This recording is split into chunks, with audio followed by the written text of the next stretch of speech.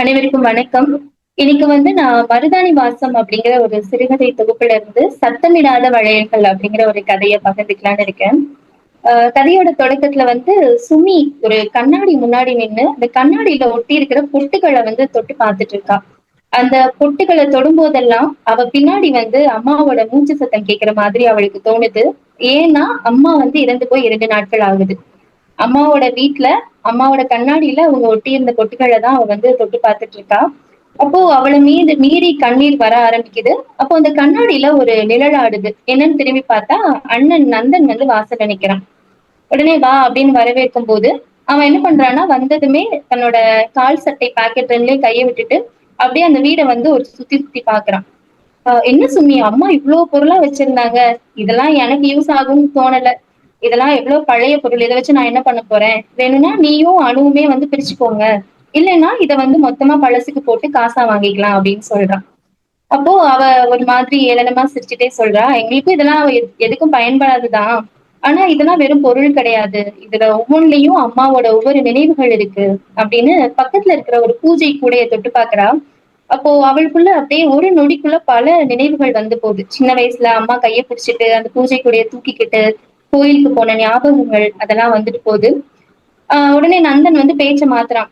சரி, வீட்டுக்கு legal agreement போடணும், வீட்டை பிரிக்கிறதுக்கு அதுக்கு லீகல் அக்ரிமெண்ட் டவுன்லோட் பண்ணணும்னு சொன்னியே, பண்ணிட்டியா அப்படின்னு கேக்குறான். இல்ல நந்தா, என் போன்ல சார்ஜ் இல்ல, இப்பதான் சார்ஜ் போட்டிருக்கேன், நான் வந்ததும் பண்றேன் அப்படின்னு சொன்னதும் இந்த என் போன்ல வேணா பண்ணு அப்படின்னு குடுக்குறான். அவ ஓபன் பண்ணும்போது அந்த கூகுள்ல தேடின பக்கத்துல என்ன தேடி இருக்கான்னா, இந்த மாதிரி அசையாத சொத்துக்கள் பெண் பிள்ளைகளுக்கும் பகிர்ந்து கொடுக்கணுமா அப்படிங்கறத ஆங்கிலத்துல தேடி இருக்கான். அதை பார்த்ததும் அவளுக்கு ஒரு வலி மனசுக்குள்ள வருது. வேகமா போனை அணைச்சு அவன் கையிலே கொடுத்துறான். என்ன நந்தா, எனக்கு போனை பயன்படுத்த தெரியல, நான் என் போன்லயே எடுத்துக்கிறேன் அப்படின்னு சொல்லிட்டு சரி உள்ள வா, உன்னை காமிக்கணும் அப்படின்னு அறைக்குள்ள கூட்டிட்டு போறா. கூட்டிட்டு போகும்போது சொல்லிக்கிட்டே போறா, ஒரு காலத்துல அசைற சொத்துக்கள்லாம் பெண் பிள்ளைங்களுக்கு தான் அப்படிங்கிற வழக்கம் கூட நம்ம சமுதாயத்துல இருந்தது. ஆனா அம்மா அவங்க சேர்த்து வச்ச தங்கத்தை கூட 3 பங்காதான் போட்டிருக்காங்க அப்படின்னு ஒரு மஞ்ச பையை எடுத்து அதுல இருக்க நகைகளை காட்டுறா. இதுல மொத்தம் 11 பவுன் இருக்கு.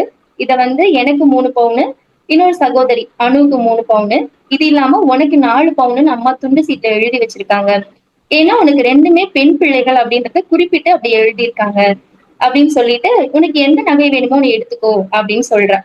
உடனே அவன், இல்ல இல்ல, நீ உனக்கு பிடிச்சதை எடுத்துட்டு எனக்கு 4 பவுனை கொடுத்துரு அப்படின்னு சொல்றான். சரின்னு குடுத்துட்டு, சரி அப்ப நான் கிளம்புறேன், 2 நாள்ல வீடு பிரிக்கிறது பத்தி லீகல் எல்லாம் பண்ணிக்கலாம் அப்படின்னு சொல்லிட்டு அவன் கிளம்பும் போது, இரு நந்தா, இன்னொரு முக்கியமான விஷயம் இருக்கு அப்படின்னு கூட்டு போனா அவனுக்கு எரிச்சலா இருக்கு. என்ன இவ ஒண்ணுன்னா காமிச்சிட்டு இருக்கா அப்படின்ட்டு உள்ள போறான். போனா ஒரு பழைய பெட்டி, நம்ம என்ன பிசுக்கெல்லாம் ஏறி இருக்கிற மாதிரி ஒரு அழுக்கான பெட்டியை எடுத்துட்டு வைக்கிறா. அது மேல அந்த அழுக்கு படிஞ்சிருக்கும் இல்லையா, அதுல என் பொக்கிஷம் அப்படின்னு நம்ம நெகக்கீரல்களை வச்சு எழுதின மாதிரி எழுதியிருக்கு. அப்போ அவன் என்னது இது அப்படின்னு கேக்குறான். கேட்டுட்டு திறந்து பாரு அப்படின்னு சொல்லி சொல்றா. ஒரு பழைய பெட்டினால அவனுக்கு அத தொட்டு திறக்கிறதுக்கு கூட விருப்பம் இல்லை. லேசா தன்னோட ஒரு விரலை வச்சு அதை அப்படியே தூக்குறான். தூக்கி பார்த்தா உள்ள ஒரு கண்ணாடி வளையல், ஒரு செட்டு கண்ணாடி வளையல், ரொம்ப சோப் படிஞ்சு இருக்கு. என்ன இது அப்படின்னு பார்க்கும்போது, உனக்கு ஞாபகம் இல்லையா நந்தா அப்படின்னு கேக்குறா. இல்லையே அப்படின்னு அவன் தலையாட்டுறான்.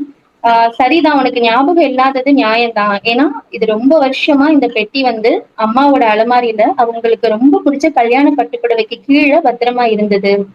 ஒரு வாட்டி நான் கூட கிளீன் பண்றப்போ கேட்டேன், யார் இதுமா அப்படின்னு கேட்கும்போது, இது எனக்கும் என் மகனுக்குமான உறவு அப்படின்னு சொல்லிட்டாங்க.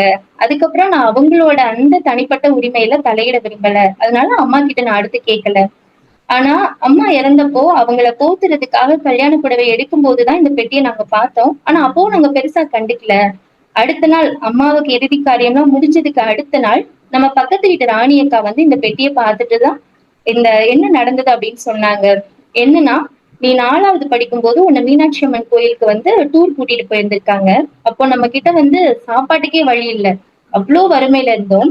ஆனா அவ்வளோ வறுமையிலையும் அம்மா நீ ஆசைப்படுவேன்னு உனக்காக 15 ரூபாய் எப்படியோ சேர்த்து உன்னை டூருக்கு அனுப்பியிருக்காங்க, நீ ஏதாவது தின்பண்டம் வாங்கிக்கோ அப்படின்னு. ஆனா நீ போயிட்டு திரும்ப கொடுத்த பொருள் தான் இந்த கண்ணாடி வளையல் அப்படின்னு சொன்னதும் உடனே அம்மா கேட்டிருக்காங்க, என்ன கண்ணா, அம்மாவை நீ தின்பண்டம் வாங்குறதுக்கு தானே கொடுத்து விட்டேன், எதுக்கு அம்மாவுக்காக வளையல் வாங்கிட்டு வந்த அப்படின்னதும் நீ சொன்னியா, எனக்கு கணக்கு பாடம் எழுதும் போது வட்டம் போட நீங்க ஒரு வளையல் குடுத்தீங்க இல்லம்மா, அது அந்த கீறல் இருந்துச்சு. என் கூட படிக்கிற பிள்ளை ஒரு நாள் இப்படிதான் அந்த வளையல் போட்டிருந்தப்போ கையில குத்தி ரொம்ப ரத்தம் வந்துருச்சு. அது உங்க கையிலயும் குத்திரும்லம்மா, அதனால தாம்மா நான் இத வாங்கிட்டு வந்தேன் அப்படின்னு சொன்னியாம். ஆனா நீ 4வது படிக்கிற பையனால உனக்கு விவரம் தெரியாம சின்ன வளையலா வாங்கிட்டு வந்துட்ட. அம்மாவுக்கு அது பத்தல. ஆனா எப்ப பார்த்தாலும் கையில சோப்பு போட்டு போட்டு அந்த வளையல போட்டு பார்த்துட்டே இருப்பாங்களாம். வெளியில உட்கார்ந்து துணி துவைக்கும் போது அம்மா கை செவந்திருக்கிறத பார்த்துட்டு ராணி அக்கா கேட்பாங்களாம், என்ன இன்னைக்கும் உன் மகன் வாங்கி கொடுத்த வளையல போட்டு பாத்தியா அப்படின்னு. ஆமா ராணி இன்னைக்குமே எனக்கு பத்தல அப்படின்னு அம்மா சோகமா சொல்லுவாங்களாம். அப்படின்னு இந்த கதைய ராணி அக்கா சொல்லும்போது அவ்ளோ அழுதாங்க நந்தா அப்படின்னு சொல்லிட்டு, இப்போ உனக்கு ஞாபகம் இருக்கா அப்படின்னு கேக்குறா.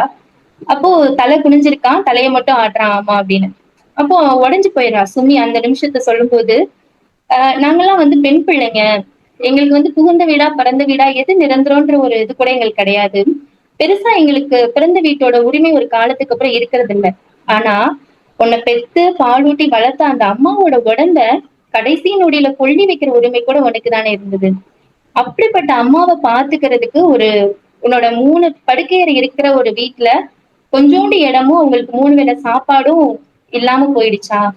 அதை விட கடைசி நொடியில அவங்கள கைய புடிச்சு வழி அனுப்ப கூட நீ இல்லாம போயிட்டியே அப்படின்னு கேக்குறா. அவன் வந்து தலை குனிஞ்சேதான் இருக்கான்.